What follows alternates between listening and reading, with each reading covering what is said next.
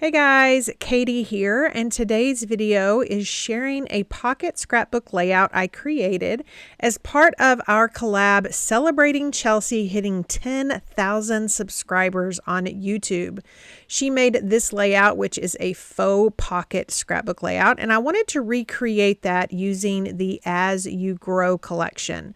Now, we all know that the majority of Close to My Heart's products on my website are sold out, but I do love these PML cards, and they do have quite a bit still left on the website if you want to go check that out. So I am just going through the 4x6 and 3x4, pulling some of those, and I will be using this sticker sheet as well as some of these pattern papers. I did have some scraps. I'm going to try to use those first. Now I've put a white daisy piece of cardstock on my Versamat, and I'm going to pull out my T-ruler. It's very important with pocket style layouts that you have some sort of measurement to go by. Because you don't actually have the pockets, you definitely want to line those up, and a T-ruler and some sort of ruler or measurement is really, really good to have. So now these photos might be confusing some of you. These are definitely not my children. But I am actually at a retreat when I am creating this, and I ran off and left my photos at home. So my downline had some photos of her daughter and her grandkids. So I decided to pull that out and scrapbook those. Now you can see that I have cut these pattern papers from the As You Grow collection, and I'm also using zip strips to adhere to the bottom and the tops of some of these. But I've actually just used simple cuts. Now these are 2x4s, 4x4s, 4x6s, so on and so forth. To create the pocket look, I did leave a tiny 1/16 of an inch border all the way around, so you are able to see that white daisy cardstock underneath these photos and these trimmed down PML cards. So that is how this 12 by 12 layout actually mimics a pocket scrapbook. So I've got all the papers down. I am going to look at this PML card, and I just love that it's a good journaling spot. Now I didn't want the straight edge, again, because I'm trying to make it look like a pocket scrapbook layout, but not be one. So I've trimmed around that scalloped edge and trying to find the perfect placement for it. And I really think that it's going to go back overlapping that shortbread gingham paper. I did know that I wanted my title on the left, so I'm looking at the sticker sheet as well as one of the PML cards that I pulled. And then I'm going to, while I'm looking at the sticker sheet, go ahead and pull off some of those stickers and attach them to my anti-static pouch. So those will be easy to put some 3D foam tape on. One of my favorite things to do with these PML cards, because I'm not really a pocket scrapbooker, is I love to trim them and use them in different ways. So that's what I've done with this little floral piece.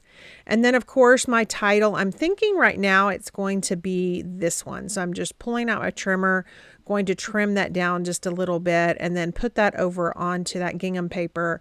Let it sit for a while. Let me look at it and see if that's really where I want it to be before I adhere it down. I am going to peel off some of the circle stickers that I have and go ahead and add 3D foam tape to the bottom of those, and then pull out my right layout and start on that. This one is a little bit different as far as measurements go, because I do have some 2x6s. Now, when I'm referring to 2x6s, remember those are trimmed down. So 1 7/8 by 5 7/8. And I've also trimmed down these 4x6 photos as well. I love this PML card that says beautiful. It's got those gorgeous florals behind it. It just fits so perfectly with my downline's grandchildren. Now for this top piece, I am adding a zip strip, going to trim that off much like I did the two on the left layout, and then go ahead and adhere that to the top. I'm going to go ahead and add this circle sticker over here. So now both sides of the layouts have the circle stickers with the 3D foam tape. And then I was going to add journaling lines on a piece of white daisy cardstock, but then I decided why not just do it directly onto my layout base. So I've rotated my Versamat and I'm using my T-ruler and a black journaling pen to draw 3/8" lines that I will let my downline journal on about her grandkids once I give her this layout. So I'm going to finish up these lines and then get that twisted back around and kind of take a look at the sticker sheet again and see if anything else needs to be put on these. I am going to trim. There is this love you that I want to use, but it was a little bit too difficult to get. You can see it's at the center of the sticker sheet. So I've just pulled out my paper cutter and I am just cutting that out by using that little rail, and I can actually place it really well, trim that out, kind of place it and make sure that's where I want it before I start peeling away those letters.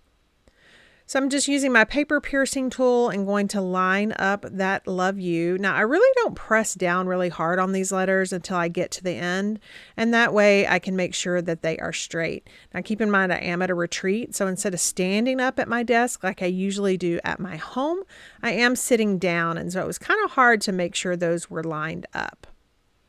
I am liking that, and so I am going to go ahead and add some 3D foam tape to some little subtitles and go ahead and adhere those down.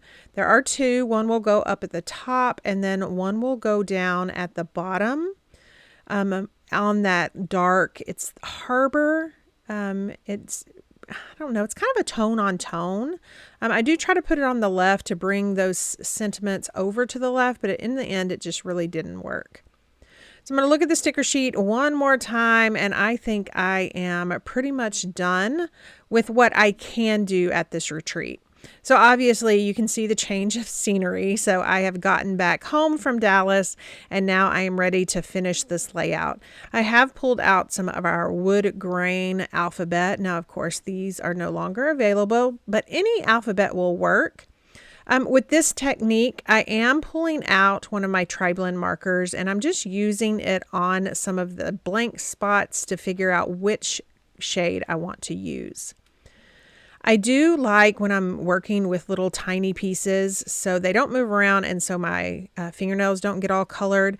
I do like putting those on the back side of some of my removable labeling tape, and it makes it really easy to color those in. So I'm going to finish that up and then we'll take a look at the Cricut. So to create a custom title, what I do is I just go into PicMonkey. I'm more familiar with PicMonkey than Canva, but you could also do it in Canva. I've inserted a blank canvas, and then you'll want to make your background transparent. And then you'll want to add text. Now I have imported several of my favorite fonts, as well as just kind of memorized some of the fonts that PicMonkey has, the ones that I go to over and over again. One of the ones I actually heard from Jama and Aaron use it a whole lot, and it's called November Autumn, or Autumn November. And so I want to use that one. And I am going to, for this layout, I'm going to use the word grands, no capitalization, or actually grand. And then I'm going to make this fill this spot as much as possible. And I mean, you can do this any way that you are familiar with. I just prefer to use the drag and kind of drop. I'm also going to crop this canvas quite a bit. So go over here, crop it. So I don't have a whole lot extra. Once I actually import it into Cricut Design Space, it's not really going to matter that much. But I also use this for titles for my graphics that I either post to my team or Instagram, Facebook, anything like that. So I'm just kind of in the habit of cropping that.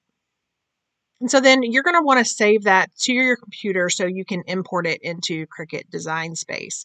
And at that point, you'll just use whatever color of cardstock or paper that you want to use. But let me go ahead and save this, and then we'll hop on over to Cricut Design Space.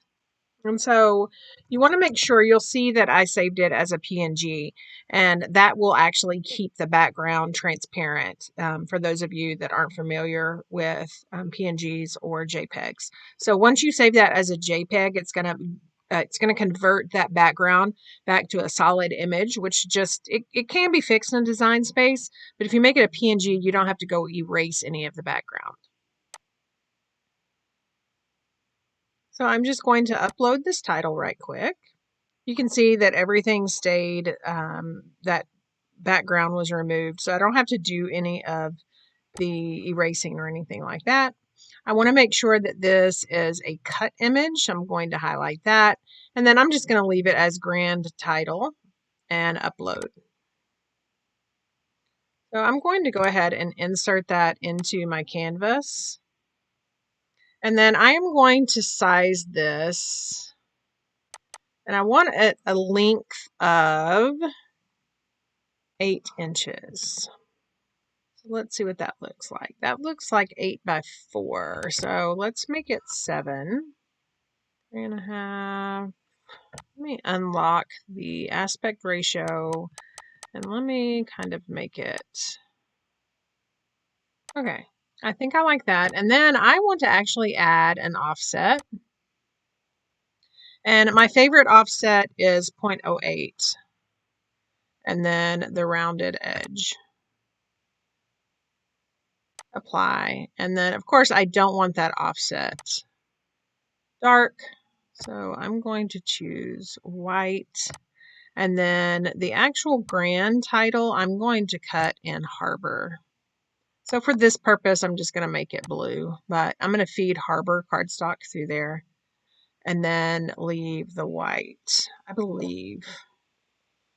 Yeah, that's what I'm going to do. So I'm going to send this to my cutter and then I will take you back to my layout. So I've cut that out with Harbor cardstock, and I am going to place the wood grain die cut letters first. Just going to peel those away and then add some liquid adhesive to the back of them. Kind of line those up off to the left and pretty close spacing. I basically want them to end right about the place where the G in the grand starts. So there is that, and then I will add liquid adhesive to the back of this one. Now, while I'm doing that, I'm curious, do any of you have favorite fonts that you like to use? Now, I know that Cricut has a lot of fonts. I just find that it's so much easier for me to design in PicMonkey and then export that as a PNG and then import it into Cricut and cut instead of go through all of the fonts that Cricut has. Now, I did add some doodle dots with that same marker that I used to color those wood grain letters. I love that finished look.